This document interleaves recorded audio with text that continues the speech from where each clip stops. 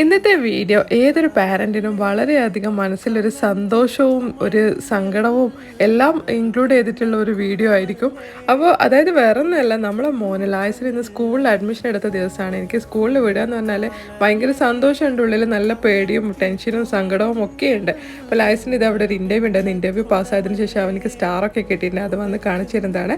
അതിനുശേഷം നമ്മൾ ഡോക്യുമെൻറ്റും കാര്യങ്ങളൊക്കെ കൊടുക്കാനും അവൻ്റെ ഫോംസൊക്കെ ഫില്ല് ചെയ്യാനുണ്ടായിരുന്നു.